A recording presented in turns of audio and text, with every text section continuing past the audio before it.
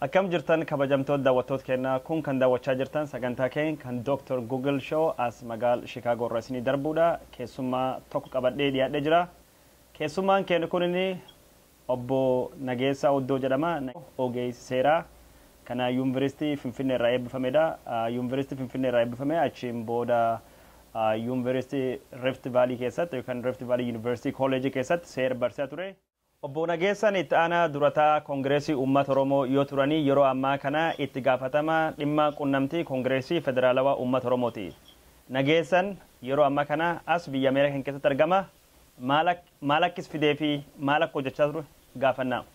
Obbo Nageessaa ndagama.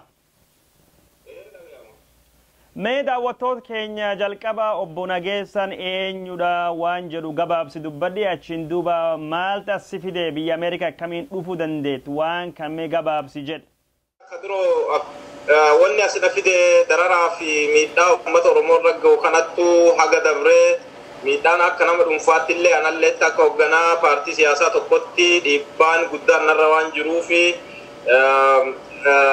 namoota na waliin turan hedduu duraanuu narraa hidhaniiranii anallee sossodaachisaa fi dhiibbaan hordoffiin natti cimaa dhufee wanni kun sadarkaa duubatti hin deebine irra geettee jennaani gara Ameerikaa kanatti as kolugaltummaa gaafachiisaaf as dhufe jechuudha. Dubbachaa jirtu dhiibban biyya Itoophiyaa san keessatti Oromoota irra gahaa jiru Oromoo waan tahanii fi cimaa hammaachaa akka inni deemee fi keessattuu waa'ee sochiin biyya Arabaa keessa tutture jechuun qabsoon biyya Arabaa sun biyya Itoophiyaa keessatti jiraachuun mala sodaa jedhuun mootummaan nama Oromoo roorrisuudhaan doorsisuudhaan nama hedduu hidhaa fi mana yakkatti guuruudhaan hidhaa kijibaatiin qabaa jira waan jettu dubbattee jirta. Mee san waliin jechuun sanii walitti qabatee at kanaan durallee waggaa 3 hidhamtee jirta. Mee muuxannoo kan keessan nu ibsi manni hidhaa jechuun haalli manneen hidhaa Itoophiyaa maal fakkaata yeroo hidhamtan wanni si qunnamoo jiraate wanni daawwattoonni sagantaa kana beekuu qaba yoo jiraate mee gabaabsi nu ibsi. Ayyee gabaabumatti kaduroo waan cimaarraa yookaan manni hidhaa sun mana toorchiin itti raawwatamu mana mirgi namaatti eegamuu miti ilmi namaa ol fannifameeti simit quxurii jedhanii ol fannisanii akka lukkuutti miila jidduu ulee ka'anii ol fuudhanii waaqatti mataan gadi galee jira achi fannisanii dikanii nama dhaananii achi si fannisanii fasi biraa deemanii turanii si deebi'anii namoonni haala suni fannisanii achumarratti hoggaa isaan deebi'anii gabbuu sanduuqan hedduudha jechuudha.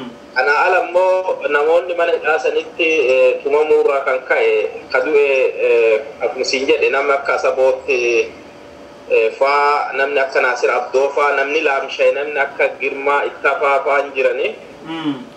Dabalataan immoo nama dhibame yaala akkan arganne taasisanii namoonni Oromoon hedduun du'a jechuudha. Mana hidhaa sun keessatti yeroo an achi turetti qofatti namni du'e namni akka Alamaayyoo Ittafaa jedhamu jira namni akka Waaqoo jedhamu Sayid Jundii Abdurrahman Jundii nami jedhamu jira maanguddoon guddaan nama Harariiti Haji Muhammad Muusaa jedhamu achumatti nu biratti yaalii dhabee du'ee ijoolleen waliin hidhamne keessa Alamaayyoo Garbaa actually rasaasaan dhahanii hidheetu boodarra yaalii dhabaan du'ee Gaaddisaa Hirphaasaa nami jedhamulleen tumanii achumatti dikanii caccabsanii achumatti yaalii dhoowwanii achumatti nu biratti du'ee nama hagana hin jenne nu biratti du'e kana qofaa miti.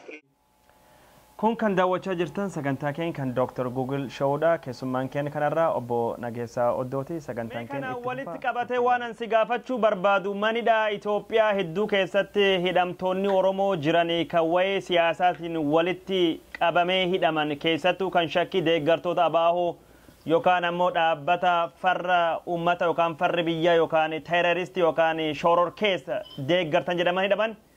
Warri kunin manidhaa keessatti mirgi yaalillee hin qabanii waan jiru tokkotu jira jechuun man yaalii keessatti kun beekamu mootummaan yaalii kennu dirqama yoo qabaatu warri abaa'oo jedhamanii shakkaman kunin waan san argachaa hin jirani shakkamtoonni kun haalii isaanii akka malee badaadha.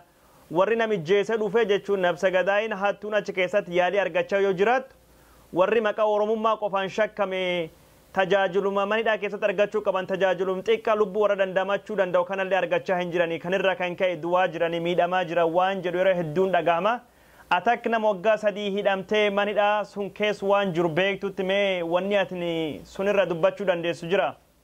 Manni hidhaa sun harki 90 nama Oromooti. Especially nami siyaasaan hidhamu Oromoodha. Ilmaan Oromoo kanaa akka isaan barnootaallee achi keessa carraa barnootaa jiru akkan argan ogummaa harkaa kan adda addaa kan baratan hidhamaan waan hedduu hojjeta. Kanallee Oromoon achi keessa jiru akkan arganne taasifamaa jechuudha. Hiree sanillee hin argatu. Namni biraa namni yakka biraatiin hidhame gartee namoonni malaammaltummaan hidhaman namoonni yakka dhibii nama fixanii waan adda addaatiin hidhaman dhimma tokkollee qabaatanii ajaabiin kennameef poolisiin deemanii ficcisiisan yoo mana yaalaallee ta'e hospitaalallee dhagartee ajaabii dhaan deemanii yaalamanii gaddeebi'an namoota keenya ajaabii san dhiise achumattu mana yaalaa akka dhaqan taasifamuu jechuudha. Kun kan daawwachaa jirtan sagantaa keenya kan Dr. Google Showdha. Keessummaan keenya kanarraa obbo Nageessaa Oddooti. Sagantaan keenya itti fufa turtii gaarii. Gaaffiin gaafachuu feetaatu dursitee kaastee Tasfaa'uu Injiinar Tasfaa'uun Camadaa ufijjeesee mootummaan jedha yaalii dhabuudhaan hinduun jedha atini Tasfaa'uun Camadaa hin beekta. Mee waan beekturraa kan kaatee jechuun Injiinar Tasfaa'uun Camadaa hagat beektutti nama ufijjees fakkaatu moo nama ufijjees fakkaatu moo nama abdii cima tokko uummata Oromootii fi Oromummaa gubbaa qabu tokko ture? Exactly. Tasfaa'uun Camadaan gaafa inni barataa waggaa dhumaa ture yani freshii ture barataa freshii ture yeroo sanii jalqabee nan beeka.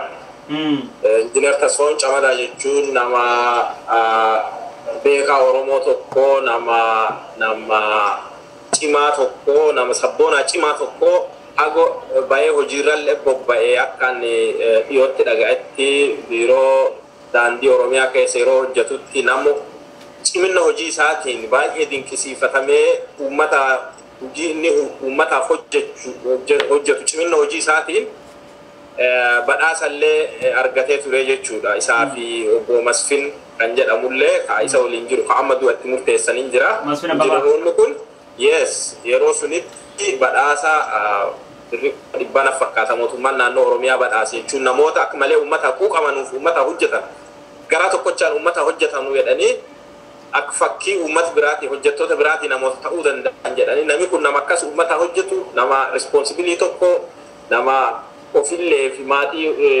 uummata sabaa fiitiif yaadu tokko nam cimaa jajjabaa tokko namni kun akkuma siyaasa aangoo siyaasa gaafii siyaasa qofa doon ta'in uummataaf wanni garaa uummataa qabu tokko jechuudha.